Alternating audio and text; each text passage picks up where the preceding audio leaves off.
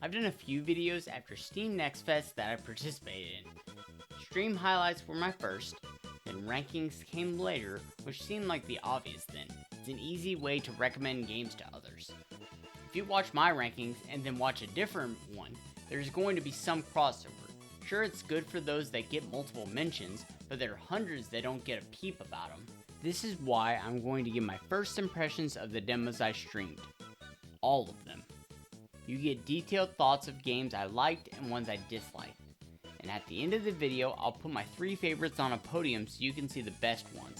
But picking my favorites limits your exposure when there are so many demos to sift through. Talking about all the games I played and not just the best is also for the developers. These are demos for games. A developer is keen to hear what worked and didn't work. This is what I want for them. A resource that states good things, bad things, and whys to both.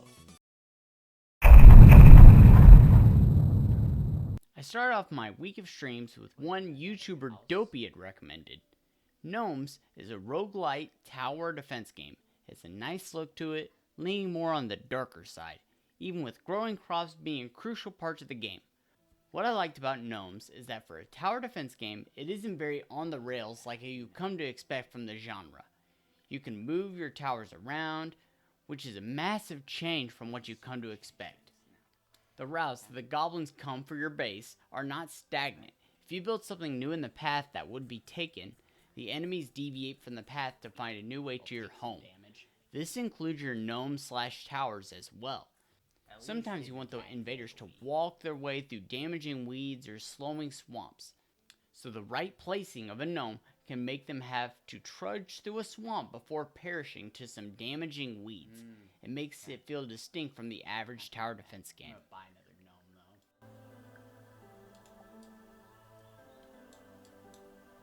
After Gnomes, I booted up Advent Neon.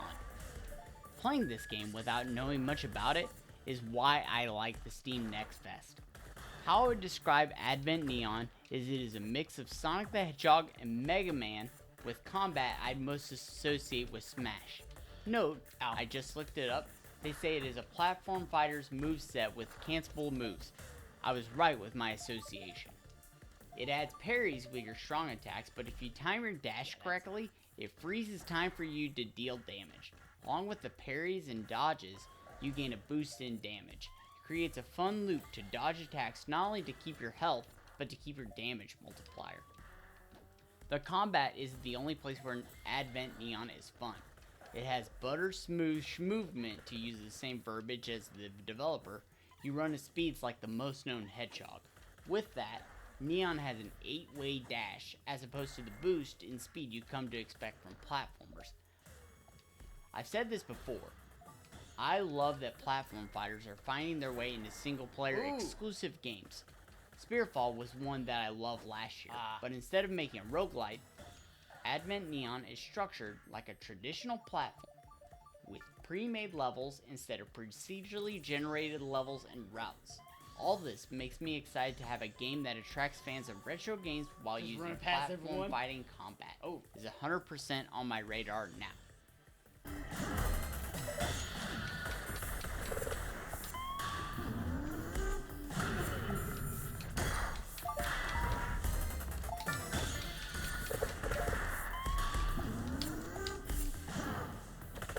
Maze Mice was on my wish list for one simple reason. Luck Be a Landlord is one of my all-time favorite games. This is the second and newest game from its developer, which I didn't know until recently that Trampoline Tales is one person. I've pumped uncountable hours into Luck Be a Landlord, so my hope is that Maze Mice would do the same. I'm unsure of my thoughts though. Bullet heaven games are already addicting. I found myself doing multiple runs after I planned on stopping while playing Maze Mice. The movement is fun too, as the enemies only move when you do. Create spots where you can zig back and forth to get the last bit of XP. But I felt it was missing something that other games in the genre have done, and I'm not sure what it is. Maybe it's because early on in the game, most of the upgrades need unlocked. Maybe it's because it isn't nearly as chaotic as others. To cite the original, I've finished a run of Vampire Survivors, killing tens of thousands of monsters to the point it would lag the game. When I finished a run in Maze Mice, The max cats I would slay is in the 30s. Maybe it's because of the lack of enemy variety. I only saw 2 types of cats on screen, and it could be that the last 2 are because I played poorly. The chaos and various enemies would show themselves after run 11, which is the max that my runs would go. I don't know. I'm still interested in the game and will probably buy it because I support Trampoline Tales, but I can't say it isn't a bad demo. It is one that I will be exploring more off stream to see if my issues aren't there after longer timed runs.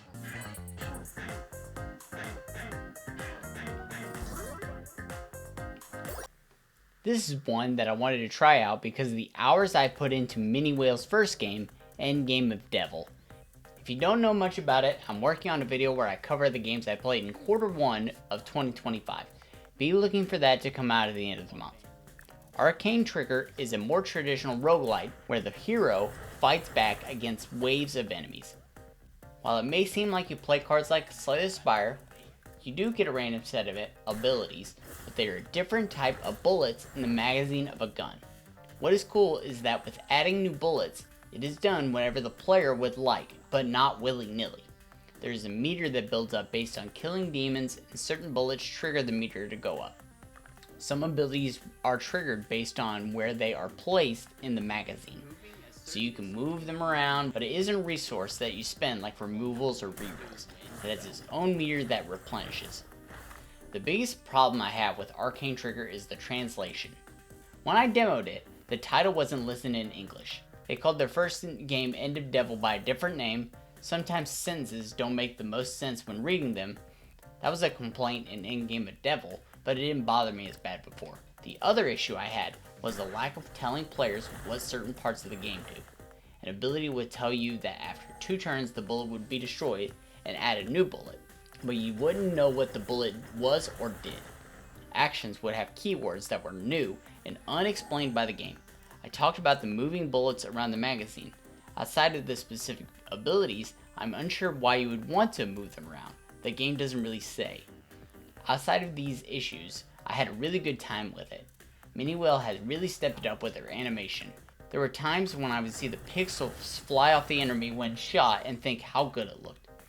It has a really cool aspect where you get seals mid-round, but they aren't active until you have a set number of bullets in your inventory. I have high hopes for Arcane Trigger, that it will get some fixes in the final vision because it really is fun.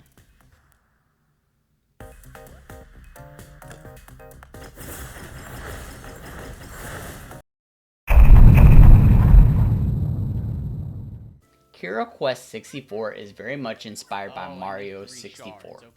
The majority of the moves are very much ripped from the 64 era. Triple jumps, back jumps, long jumps. It adds a spin attack like you have in Mario Odyssey. But outside of a tongue move that grabs pink bars, Kero Quest doesn't add much to the 3D platformer genre. And even that tongue move seems underutilized in the demo. The game is family friendly in that it feels like a game for kids more than a gamer. I played a lot of family friendly games. Heck, even Mario 64 is family friendly. But family friendly does not mean a game is overly simple. Aside from the inspiration nature, I do love Kero's celebration dance when he gets a shard. And I think the level of design is good. I just think the game missed the mark with what I was expecting. Okay. Oh! You wall jump back and forth.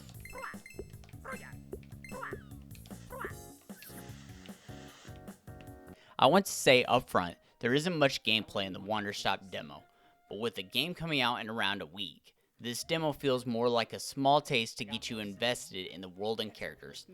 Much of it is dialogue, but it made me want to see more of the story. Alta is a fallen fighter who is seeking out her former teacher to train her on how to overcome her repeated losses in fights.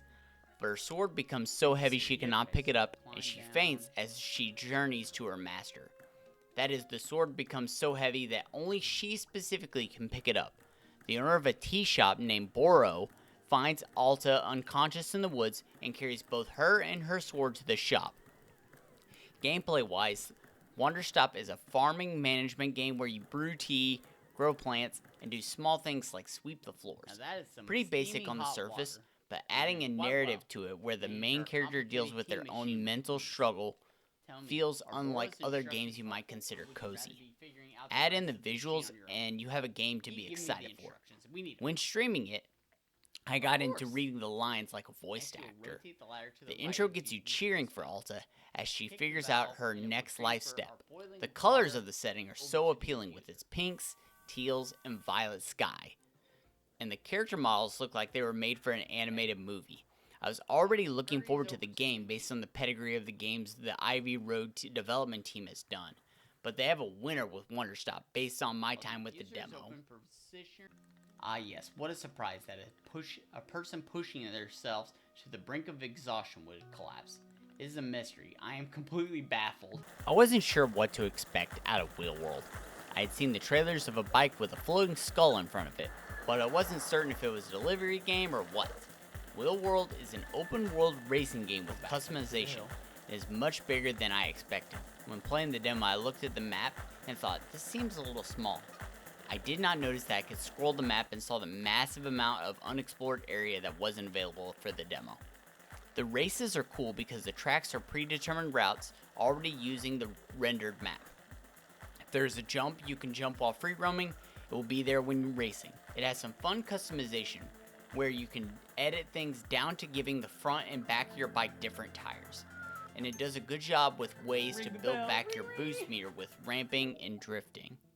My biggest complaint with Wheel World was the performance. I was dropping frames while playing. I am not usually one to notice or complain in most instances, but for a racing game, I think it stands out more. If that is fixed by Mess Off, it will really help them out. Without my legendary parts, I'm no good cat. We've got to retrieve them.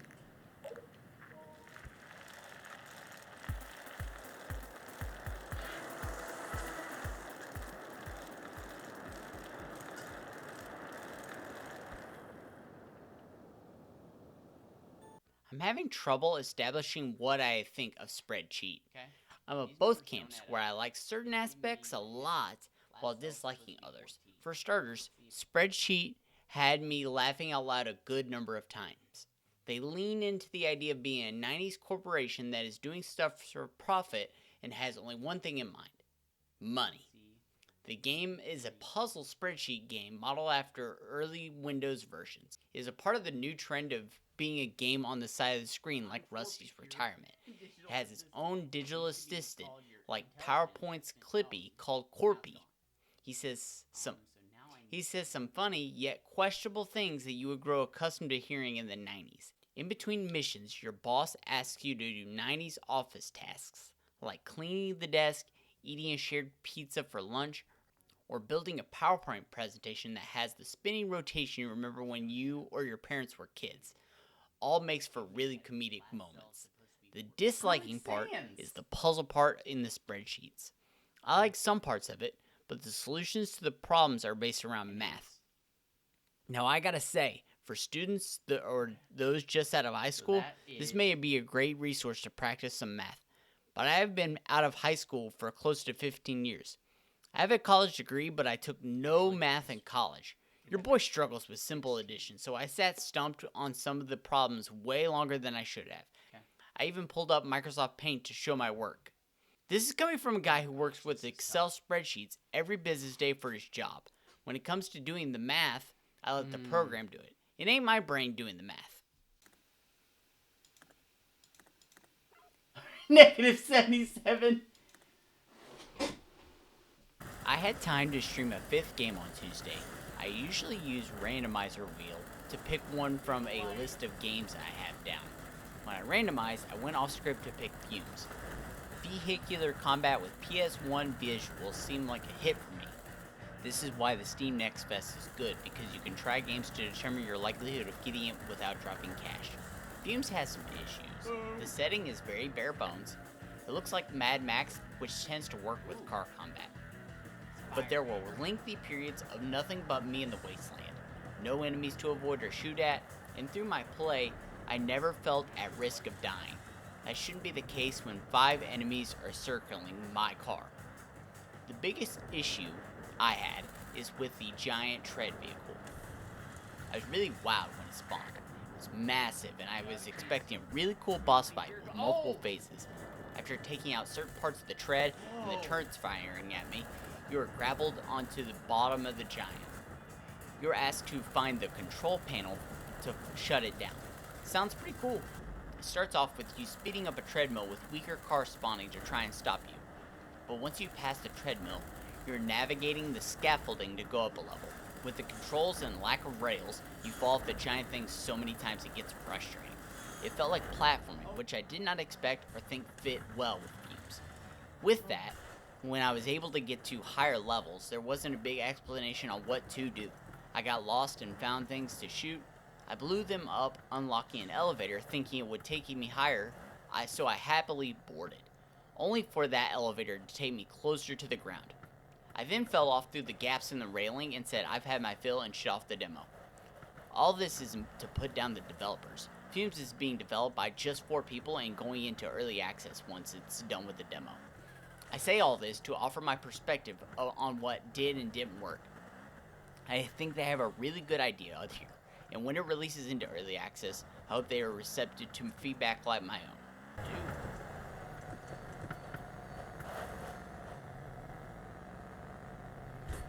I think we will call it.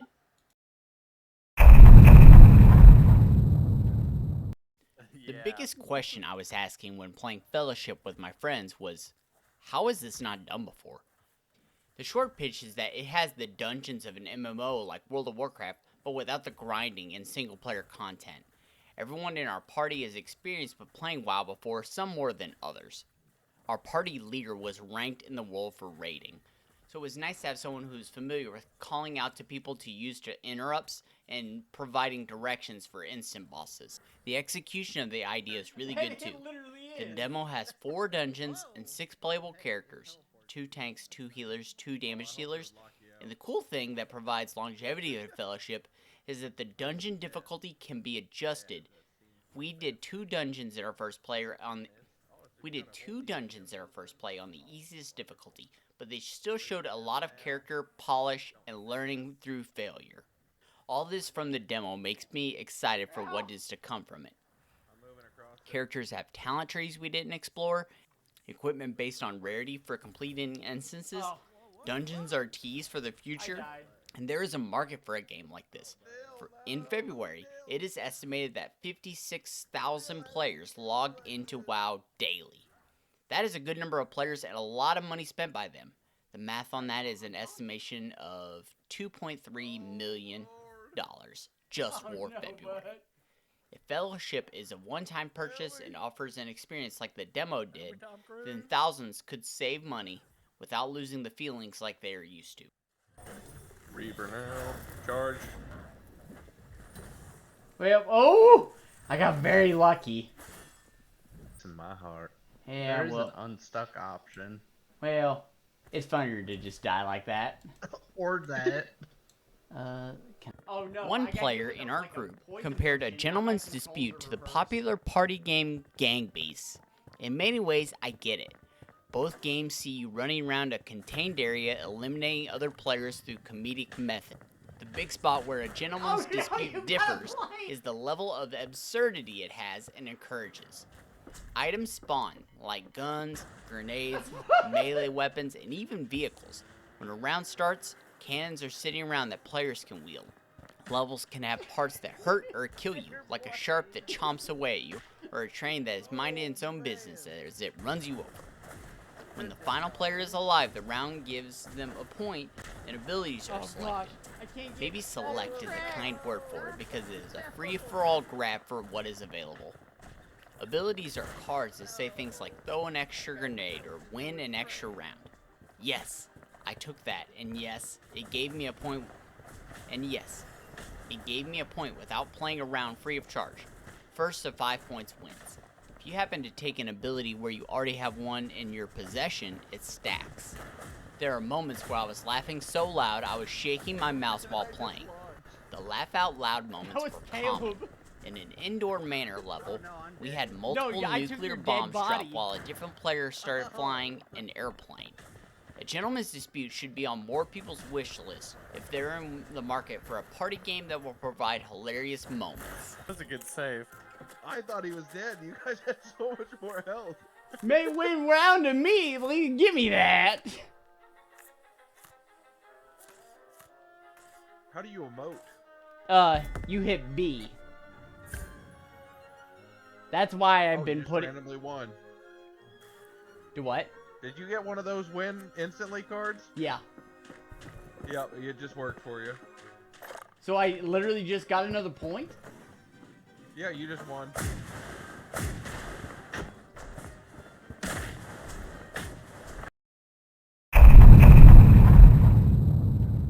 Yeah, I did have plans to stream on day 4, and that got sick. I just needed to take the day off. A game doesn't need to be the deepest or most complex to be good. Is the Seat Taken is marketed to be a relaxing puzzle game. There is no time restraint, the graphics won't knock you off your feet, the game is a pleasant time, and that stands out more than an overabundance of mechanisms that create a jumbled mess. The game is exactly what you'd expect from the title. People are looking for the right place to sit. They have their own specific aspects and things that they want, many which clash with others. Someone forgot to shower, but another person doesn't want to sit around a stinky person. So you're trying to find the best seat for everyone, meeting their wants for the occasion. There isn't a timer to finish in. This isn't a source of stress. The game allows you time to figure things out. So the puzzles aren't there to negatively affect your emotions, and the colors of the characters are just as cozy too. It really makes for a nice package to figure things out. I want to talk to someone. The old Jabberjaws. They want to sit next to the newlyweds and no cologne. 3D platformers seem to be my jam for this next fest. I had always had Demon Turf on my radar due to its distinct art direction. A 2D sprite platforming in a 3D environment was cool. Demon Tides does a good job giving the characters their own models and abandoning the sprites, and they all look great. They do a good job humorously recapping what happened in the first game for those who aren't familiar with the story, myself included. What makes it different from Kero Quest 64, a demo I tried and was critical of earlier, is that the movement is more expressive and unique. Beebs has a double jump, but she transforms into a bat when she does. Plus, after you transform, you have a choice of different abilities if you need some extra height or distance. If you want some speed, transform into a snake. Even if it's in the water, you can still be a snake. Why I stopped playing the demo is that I wasn't super invested in the story or characters, having not played the original game. But demos aren't just to try a new game, but to get you to notice others that the developer has made. So evaluating a demo with that criteria, Demon Tides succeeds. Ooh, okay. Oh, sweet. Oh, and you can change your expression. That's fun. Upload worthy. I already had Haste Broken Worlds on my radar. Landfall is a company that tends to make things that are outside the box. Totally accurate battle simulator, rounds, and content warning are proof of that. I first saw Haste when clips of the gameplay went viral. I didn't know the details of it, just that it looked really cool. After playing the demo, I can attest that it is more than just looking cool.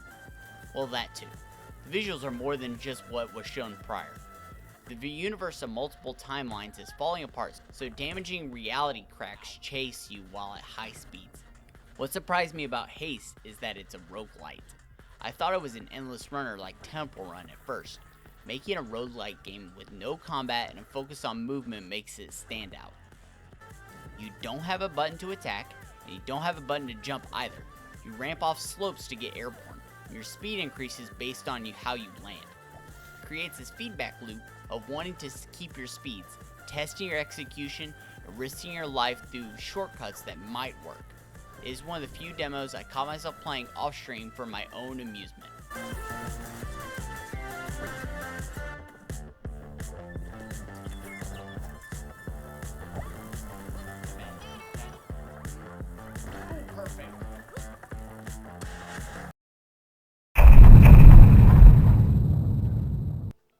I was interested in Streetdog BMX because, like millions of others, I grew up playing Tony Hawk skateboarding games. Streetdog looked much like it, but on a bike instead of a skateboard. I liked the idea more than the execution. The Tony Hawk games were so beloved because they were easy to pick up and play. Streetdog is simple in some ways, but I think its biggest struggle comes from putting the hop button and trick button in the same place, the right stick. Separate, the ideas are cool. You hop by hitting down and up or vice versa. To do a trick, you hit a direction on the stick. If you hold that direction, you do it multiple times, from a single bar spin to a double or triple as an example. But combining them and using one stick makes the game more difficult to play.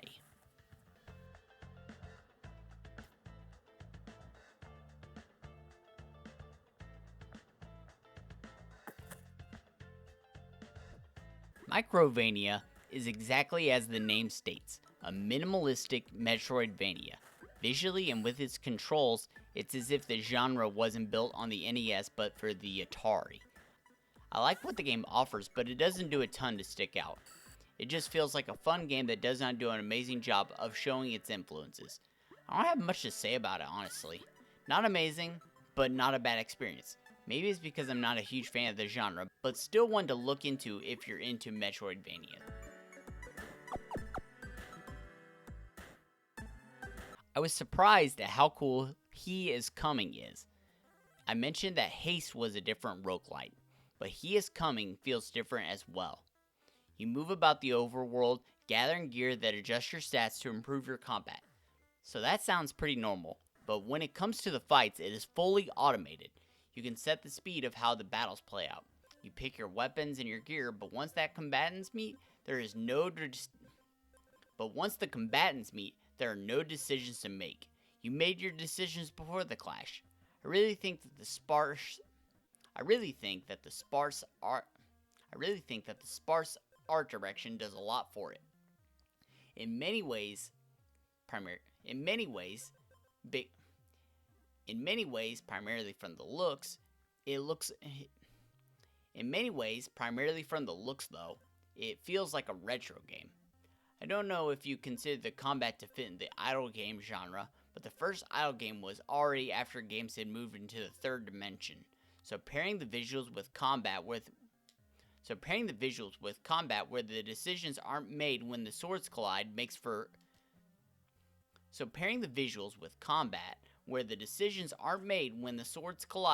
it feel good and different.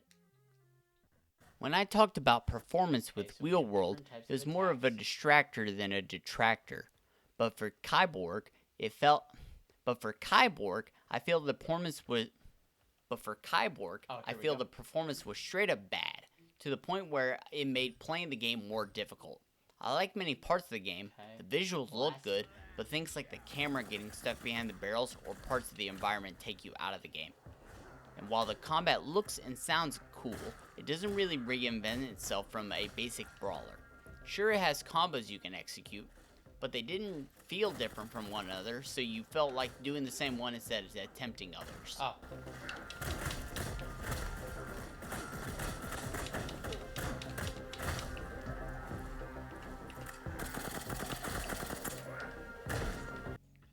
When it comes to arcade puzzle games, Tetris tends to be the biggest comparison for a game, as well as the largest starting point. And you can see the Tetris inspirations in Hot Wax, but while playing the game, there's a lot more that you are considering with each piece placement. A candle wick runs through each tetramino with a bit sticking out of all the narrowest ends. If multiple wicks on different pieces are near where you place a flame, they'll all be lit. If the piece is lit, part of it is consumed by the fire and causes the piece to fall down. When it falls down, it can cause the flame to be snuffed, or it can cause the fire to spread. All this to say, you look at putting pieces down in a different way than you would in Tetris. While it looks weird and feels like bad plays to put them in certain ways, it could be the optimal play. I feel like those things make a Tetris-like puzzle game unique. Tetrachroma was similar last year, where it uses tetraminos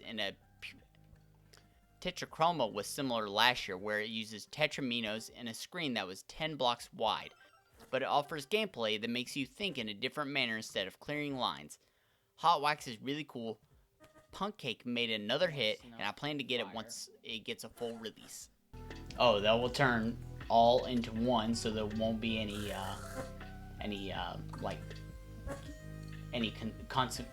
consuming.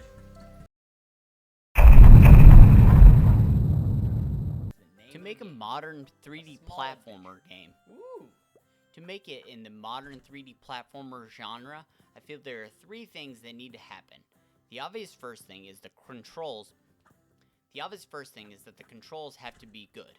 Let's go hit that big red button. The second thing, which PaperKlay hits it out of the park, is that the visuals need to stand out. It opts to make the characters and levels out of craft material like construction paper and clay. It makes the game pop. That being said, it is missing the third thing for a 3D platformer to stand out. For a modern day platformer to hook players, it has to execute something well mechanically. Maybe it's speed, maybe it's the expression it gives players through the movement. Maybe it's a really engaging story. What makes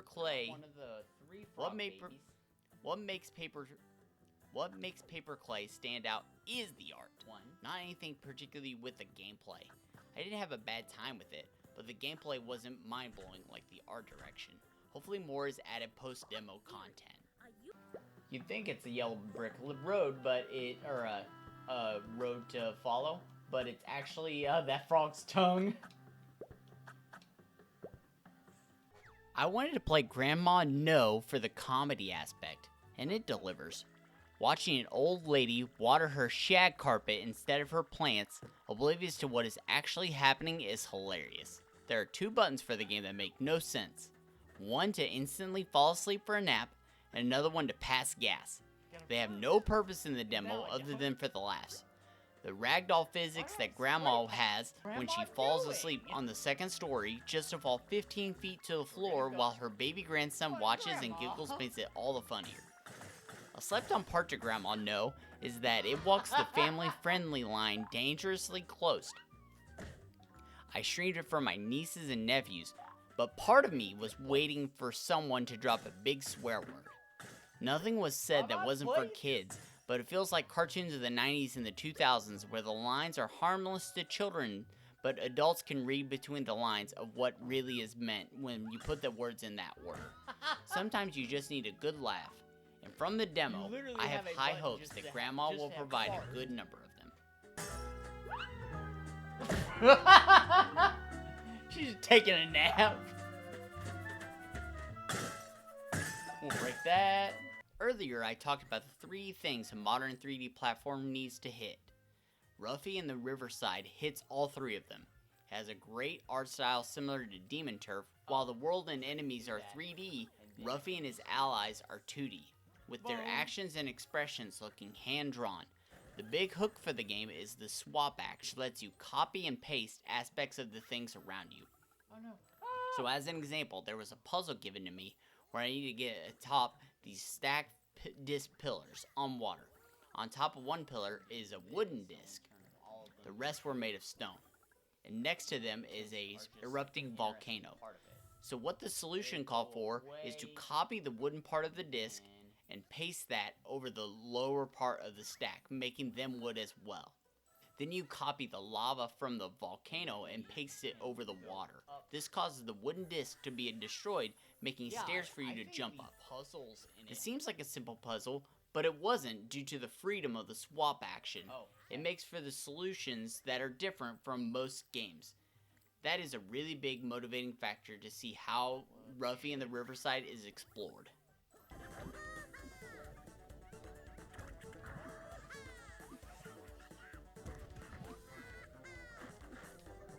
I had planned on ending my stream after finishing all the games I had planned out for the family-friendly game section.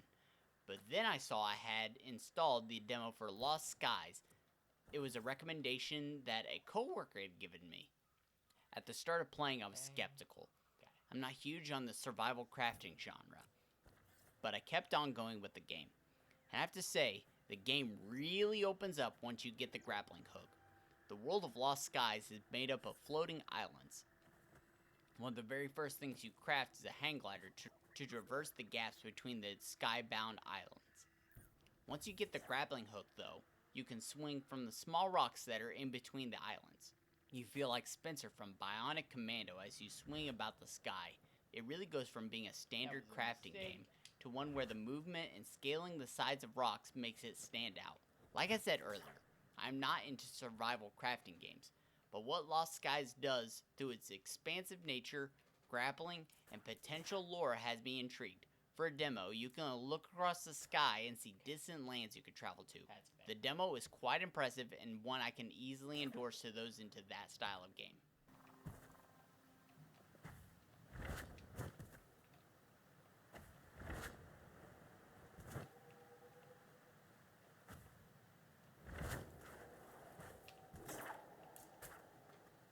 Like I said at the start, I want to place my 3 favorites on a podium so they get acknowledged for what they have. But as I worked on the video, I began to organize them into rankings. So now, since you have stuck around to see the podium, I will include my full 22 game rankings on screen as well.